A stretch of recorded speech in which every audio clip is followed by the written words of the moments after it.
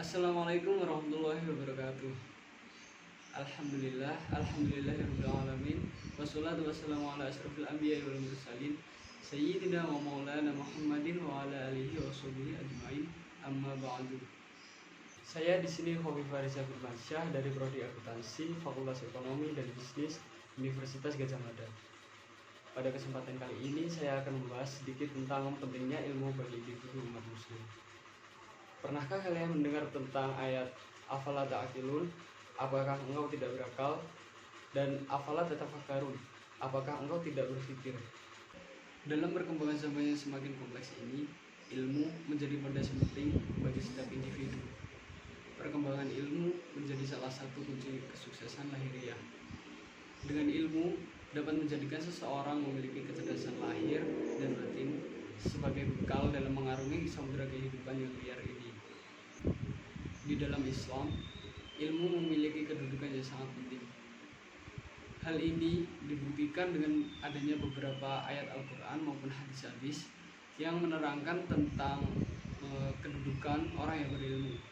Orang yang berilmu akan diangkat derajatnya oleh Allah Subhanahu wa Ta'ala.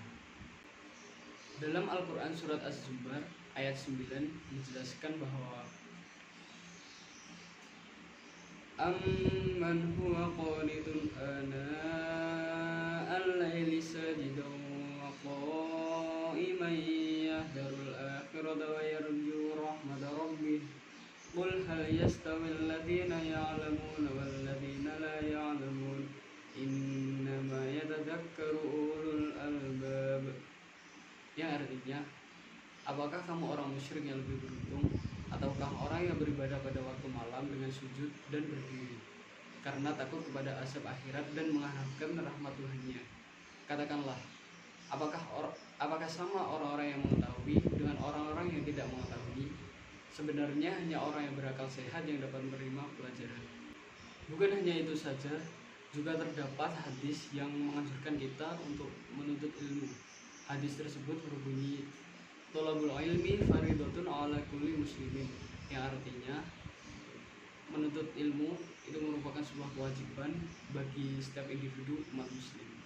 Hadis riwayat Ibnu Majah nomor 224. Dengan demikian dapat kita simpulkan bahwa ilmu merupakan suatu hal yang tak terpisahkan dari kehidupan manusia, yang mana mencakup semua hal yang ada di alam semesta ini, dan itu semua merupakan ciptaan dari Allah Subhanahu wa Ta'ala.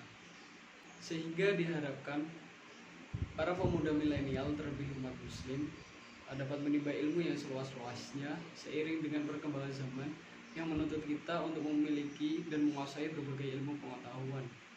Ditambah lagi dengan berbagai kemudahan dalam mengakses informasi yang dapat kita olah untuk menjadi sebuah ilmu yang bermanfaat bagi kita semua. Jika kita melihat peradaban Islam pada masa lampau, semangat menuntut ilmu pada saat itu sangat tinggi.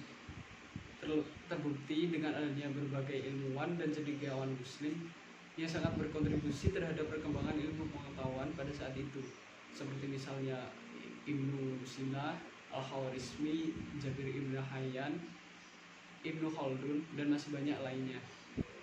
Salah satu kisah inspiratif yaitu kisah seorang Ibnu Sina. Ibnu Sina atau dalam dunia barat lebih dikenal dengan nama Avicenna.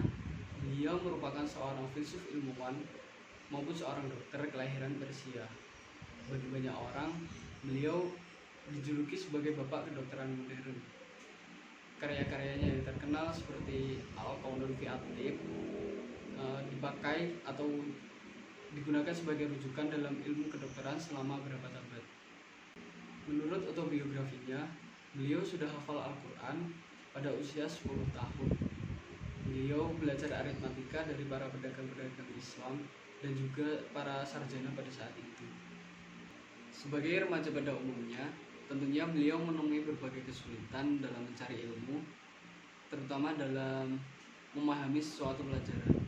Nah, yang menjadi ciri khas dari beliau ini adalah ketika beliau mendapati suatu kesulitan dalam mencari ilmu atau dalam memahami pelajaran, beliau segera meletakkan bukunya dan segera mengambil air wudhu dan bergegas pergi ke masjid untuk melaksanakan sholat dan berdoa kepada Allah untuk meminta meminta petunjuk supaya diberikan kemudahan dan kelancaran dalam mencari ilmunya, sampai hidayah benar-benar menyelesaikan kesulitan yang dihadapi oleh beliau.